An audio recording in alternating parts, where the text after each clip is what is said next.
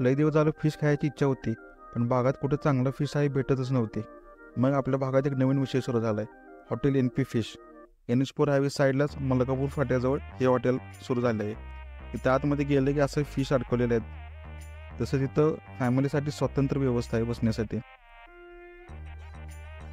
हे यांचं menu card. इथं सगळ्या प्रकारचे मासे एकदम कमी रेटमध्ये मिळतात आपल्याला आणि एकदम भारी असतात. ते आपण पहिल्यांदा मॉकटेल घेतलं.